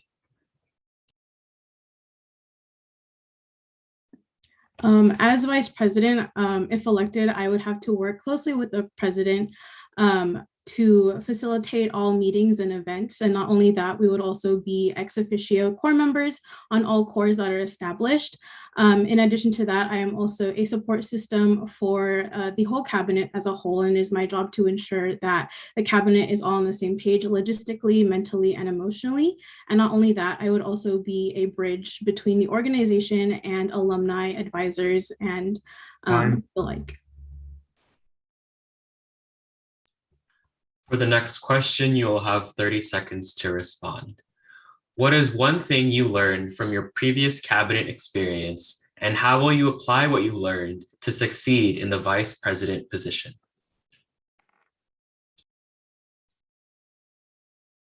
Can you repeat the question, please?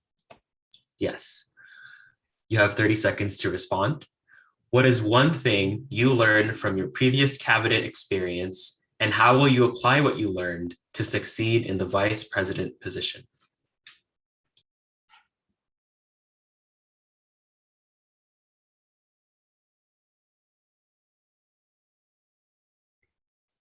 two things that I've learned as academic chair on the 44th cabinet would be how to support many different personalities, as we had 15 different personalities. So I learned how to support every single one of them and their needs.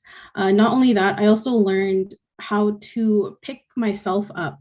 Not only have I been able to support other people, but I also learned how to support myself when I was going through thoughts of self-doubt and imposter syndrome.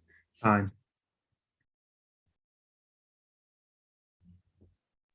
For this next question, you'll have 1 minute to respond. What are your goals for the vice president position?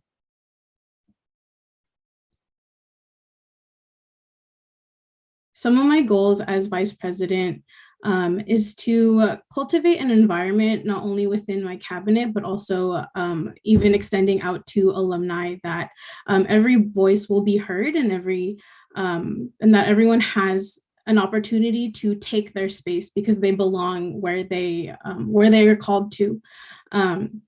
Another goal of mine is to be that support system for my cabinet, as I know how difficult it can be to be a cabinet member, especially in an online setting. I definitely want to emphasize to my cabinet members that perfection is not expected. It is encouraged, but is not expected. And definitely that progress over perfection. I also hope that they learn, or they remember that they invite vulnerability and they invite failure. Time. For the next question, you'll have 30 seconds to respond. What ways do you plan to ensure that the workload of the president and vice president are balanced? First and foremost, definitely to always communicate with with the president, whoever or elected, the president who's going to be elected. Communication is the foundation of ensuring that our workload is balanced between each other. And of course, if needed, I will step up if the president is unable to handle anything that is on their plate. Time. For this next question, you'll have 30 seconds to respond. Describe the characteristics of your ideal executive board.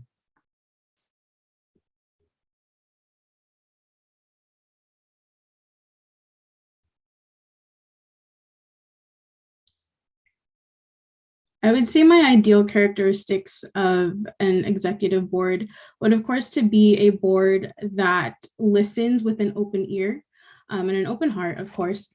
A board that is willing to step up when needed, a board that is there to support at any time that they're called, but also to put their foot down when needed.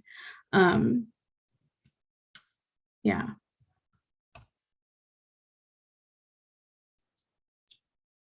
For the next question, you will have 1 minute to respond. Prioritize the following items from most important to least important. Alumni relations, supporting your president, supporting your cabinet members, your academics, and your own well-being. Explain why.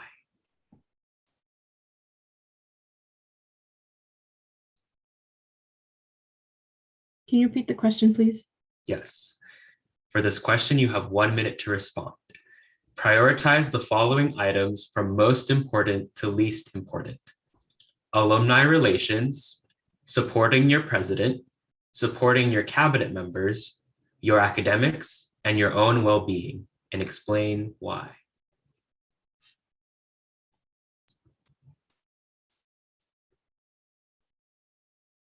In order from most important to least, I would say academics, of course, because I would not be in my position if I wasn't a student at SJSU.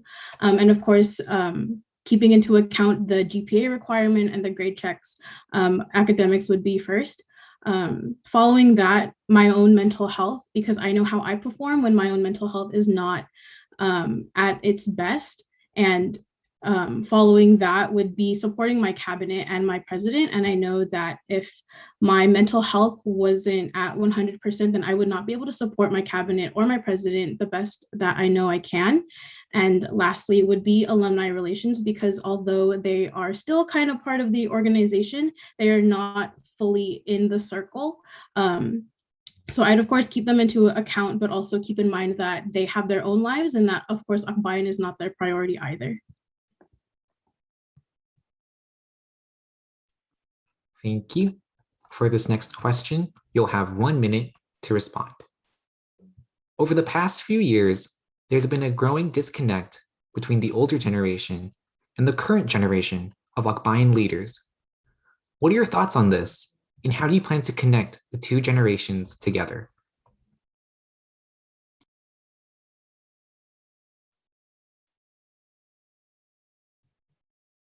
Can you repeat the question, please?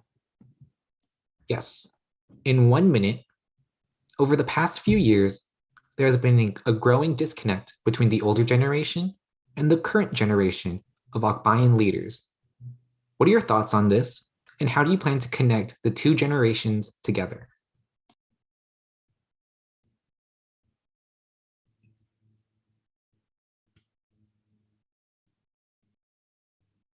I think it definitely sucks that there is a disconnect between the older generation and the newer generation of Akbayan, especially because the older generation are people who we should credit to, because we would not be here if it weren't for their work, if it weren't for them.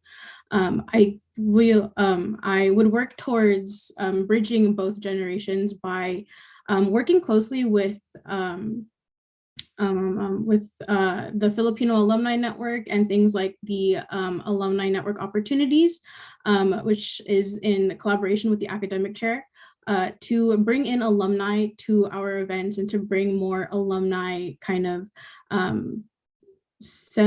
centered, but have things where alumni are able to freely attend, and so that they can connect with our newer members and so that they are not forgotten. For this next question, you will have 30 seconds to respond. On a scale of 1 to 10, how important is it for you to uphold old traditions of Akbayan, 1 being not important and 10 being the most important? Please explain why.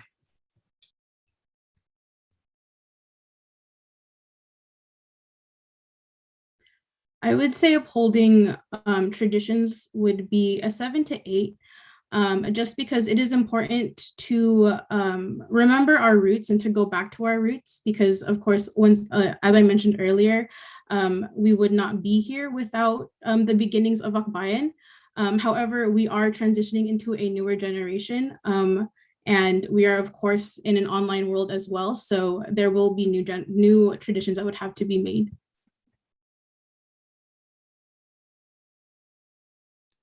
Thank you. For this next question, you'll have 1 minute to respond. One of your cabinet members has consistently been missing deadlines, showing up late to meetings, and has not been communicating with you or their fellow cabinet members. You have already had a one-on-one with them to discuss the issues, but their behavior has not changed. What is your next course of action?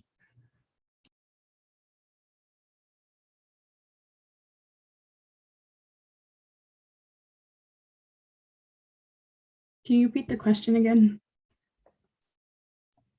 Yes. In 1 minute, one of your cabinet members has consistently been missing deadlines, showing up late to meetings, and has not been communicating with you or their fellow cabinet members. You have already had a one-on-one with them to discuss the issues, but their behavior has not changed. What is your next course of action? I would, of course, address this issue with my executive board, because this is not a decision that tackling this issue is not a decision that I would have to make alone. I would discuss with my e-board on what actions we should take. I feel like something that would probably have to be brought up is the fact that they have been spoken to once before and that their actions are not changing. And so in that case, I would suggest putting them on review and possibly putting the member on like a probation. Putting them on probation so that we can further or possibly give them another chance, I guess. But of course, if they ruin that chance, then we would have to move forward with possibly having them step down from their position because they are not upholding the expectations of a cabinet member.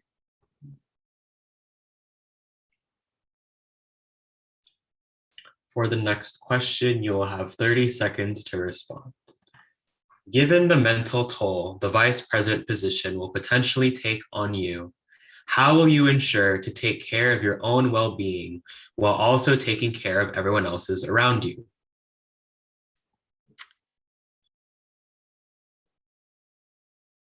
Sorry, can you repeat the question again? Yes. For this question, you will have 30 seconds to respond. Given the mental toll the vice president position will potentially take on you, how will you ensure to take care of your own well-being while also taking care of everyone else's around you? This is definitely something that I have gone through as academic chair, doing check-ins only on cabinet and core members, doing check-ins on cabinet and core members. And so this is something that I'm familiar with. And ways that I tackled that this semester was reaching out to my support systems, whether it be other cabinet members or that singular person outside of cabinet, to ensure that I'm not bottling everything in, to ensure that I myself am getting. This will be the last question for our vice president candidate. You'll have 1 minute to respond to this question. How do you define a successful cabinet?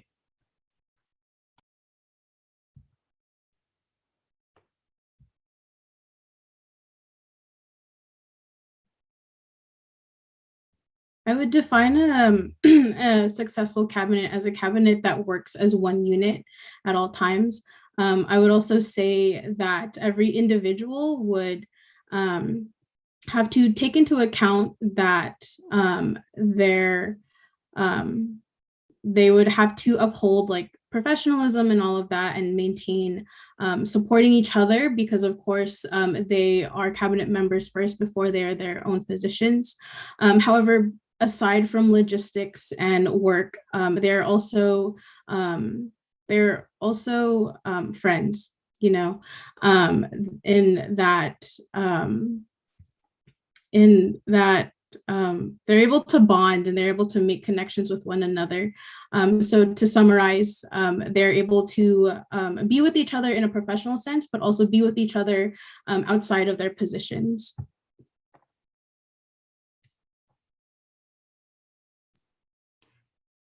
Thank you. And that concludes the debate for the vice president position. We will take a short break as we transition to the president debate. Thank you, candidate.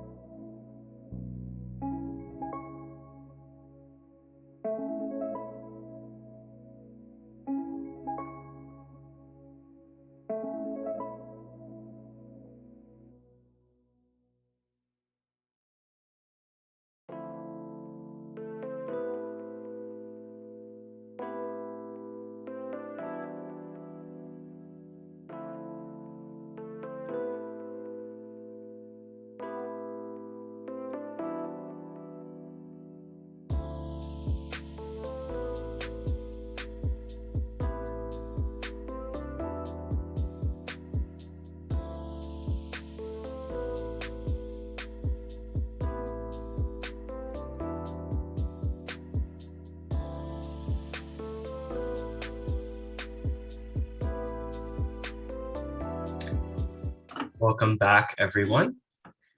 We will now begin our final debate of our debate period this week for the 45th Cabinet.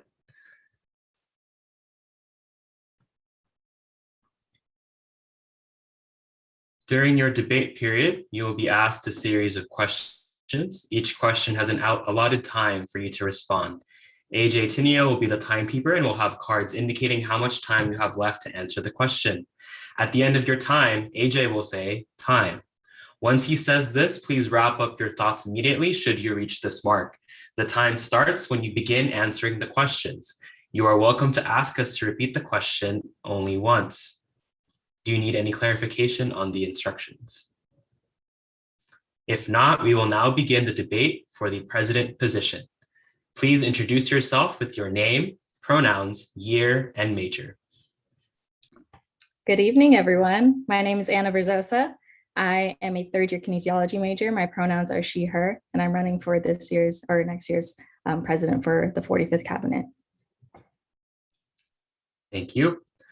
For your first question, you will have 30 seconds to respond. In 30 seconds, describe the responsibilities of being president. The responsibilities of being president is being an ex officio member of all corps. It's to facilitate and preside in all the cabinet meetings, of course, being a liaison of other organizations externally and internally, but more importantly, to be a supporting role with the vice president, as that is interchangeable, and being the ultimate resource for my cabinet members to help them in any way, logistically and emotionally. Thank you. For the next question, you will have 30 seconds to respond. What is one thing you learned from your previous cabinet experience, and how will you apply what you learned to succeed in the president position?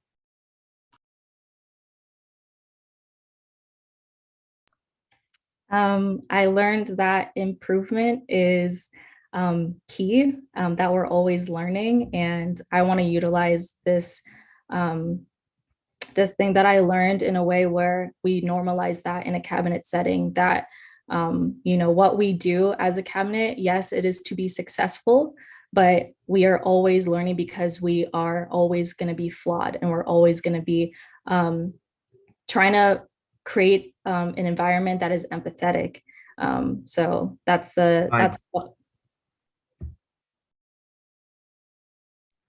For the next question, you will have 1 minute to respond.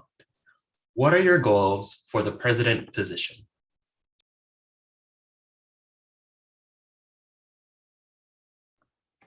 My goals for the president position is just helping my cabinet carry out their vision.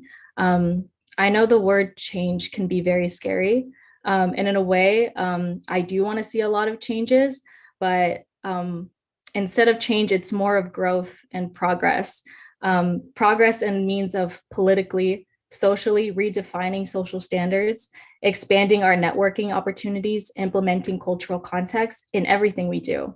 We need to normalize that, promotions can put on events and everyone being able to collaborate and not put an emphasis on the divide of roles that we have on cabinet with gen members, core members, that we are all, just one single community. And I really want to give that nurturing environment to my cabinet and really provide that space for them and be that supporting role. Thank you.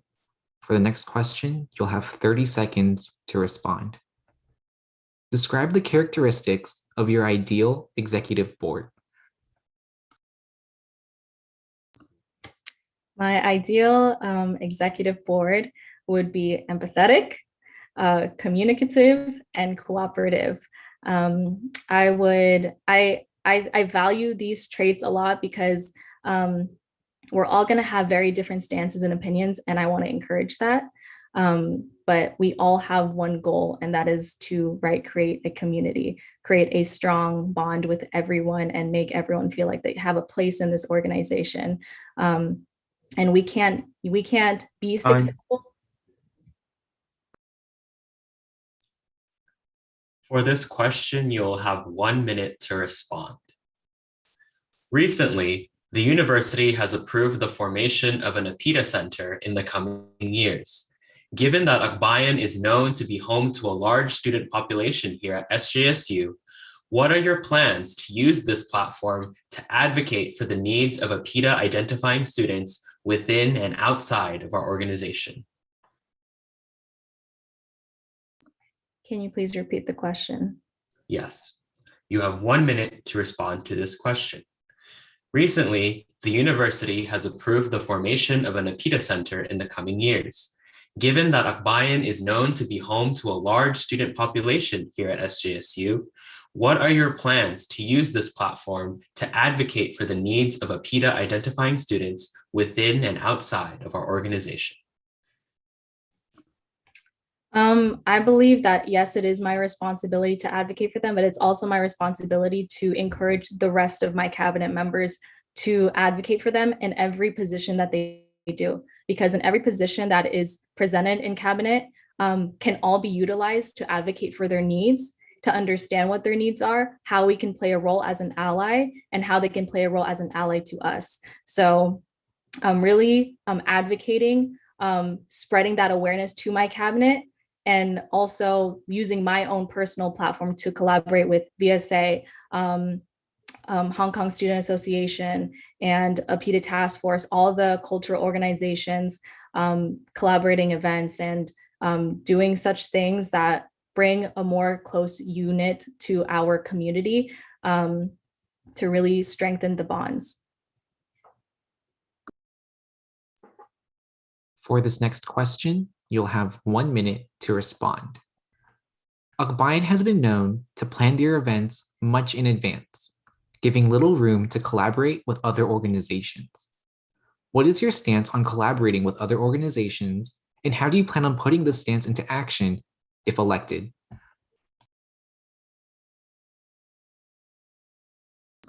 Can you repeat the question, please? Yes. In 1 minute, Akbayan has been known to plan their events much in advance, giving little room to collaborate with other organizations. What is your stance on collaborating with other organizations, and how do you plan on putting this stance into action if elected? Well, my stance in general is that I highly encourage it and would I'm all for collaborating with other organizations. Now, in terms of Triforce, I think how it would be utilized more is if we plan something in the beginning of each semester so that we can work it into our calendar. But one thing that I did as the Community and Political Affairs Chair this year is that I had my core do community org outreach, which is treating like them as a cabinet, knowing that, you know, hey, maybe instead of them just helping you carry out all of your events, trusting them to expand their own events, doing their own collabs, and building relationships with other people that carry the Akbayan name. I had core members that put on their own events without my help. And yes, it wasn't on the calendar, but we were still connecting and reaching out in that way. And we can expand so much if we just put more trust in maybe our core members, and being able to collaborate throughout the year is definite. For this next question, you'll have 1 minute to respond. Despite Akbayan often receiving praise from others, it is nowhere near a perfect organization. Identify at least 2 weaknesses of Akbayan and describe steps that you can take to improve upon these weaknesses. Can you repeat the question, please? Yes. For this question, you will have 1 minute to respond. Despite Akbayan often receiving praise from others, it is nowhere near a perfect organization. Identify at least 2 weaknesses of Akbayan and describe steps you can take to improve upon these weaknesses. I think a first misconception, or something that is said a lot, is that it is just a social organization. And, you know, throughout the years, we've really tried to put more emphasis on that we are more than that, that we are about culture and community political affairs, and really understanding the different aspects and the pillars that we're built upon. So really pushing the pillars to create a more sense of community in that aspect, that we are not just a social organization. We're not here just for fun, but we do cater to whatever whatever general member needs from us. Another quality is that the stigma that being a leader in this organization, be a cabinet member, is scary. And yes, it's scary. Everything is a time commitment, but at the same time,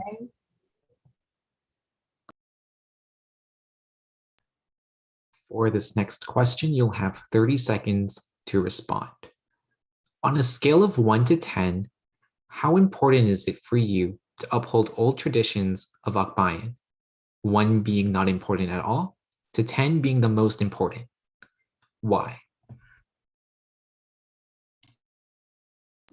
Can you repeat the question, please?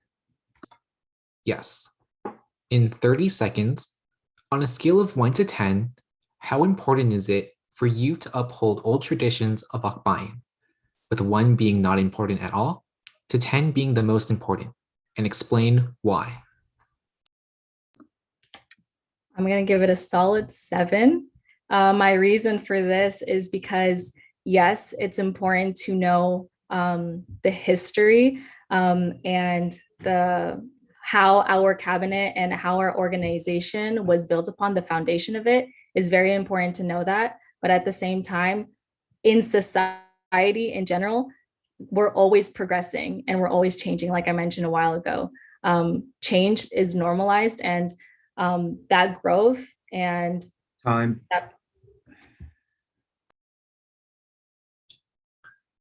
For this next question, you will have 30 seconds to respond. Given the mental toll the president position will potentially take on you, how will you ensure to take care of your own well-being while also taking care of everyone else's around you?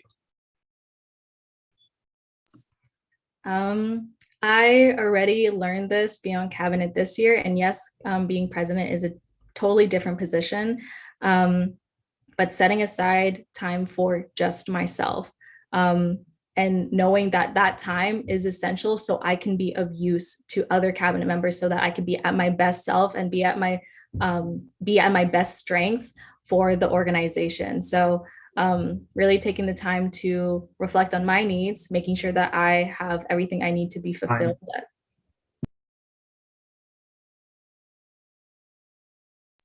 For this next question, you'll have 1 minute to respond.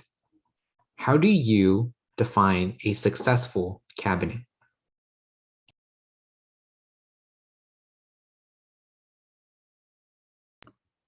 How I define as a successful cabinet is a cabinet that is a friend to the entire organization.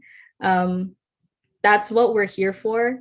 And what I see in success is that, again, we provide what every general member looks for when they come to us, when they come to our organization and they're looking for a home, a community, mentorship, networking, career opportunities. What we can provide, that is our goal. It's not about putting the quantity amount of events. It's about putting out quality events that educate people and empower people. So building that bond with everyone and knowing that we are equals, and we're all just here to be a community that is supportive of each other.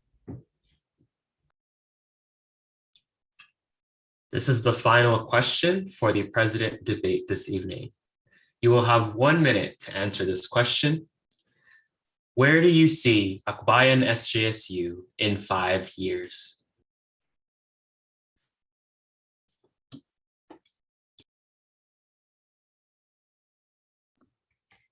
How I see AkbayanSJSU in 5 years is is anywhere that it should be. In 5 years, I want to look back and know that I can trust the legacy, quote unquote, the legacy that me and my cabinet have left behind. I hope that it is constantly changing. I hope that it is constantly progressing and catering to the needs that that specific community and that specific generation needs. So utilizing the traditions that matter and that are still effective, but also implementing new things that cater to what is needed in the society today. So yes. Thank you to our president candidate. And that concludes the president debate for this evening. For all of you who are watching in your own respective screens, thank you for joining us this whole week for our debates. I forgot to mention earlier that the treasurer debate will not be held during this time. It will be held asynchronously and will be posted on our YouTube channel, along with these recordings of the debates in the coming days before the ballot is released on Monday. That being said, thank you all again for joining us for these debates for the past 2 days, or today and Monday. And please join us on Friday morning for all of the speeches for all the candidates for the 45th cabinet. We will be starting bright and early on Friday morning at 9 a.m. for all of our speeches. So we hope to see you there, and please tune in to further educate yourselves on our candidates and what they stand for this coming year. And that is all from me. And thank you again for joining us, and we hope you have a great rest of your evening. Goodbye.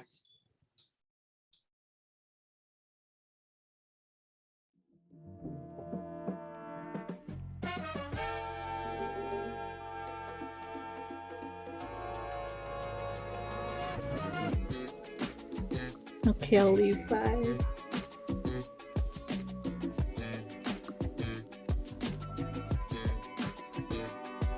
Peace.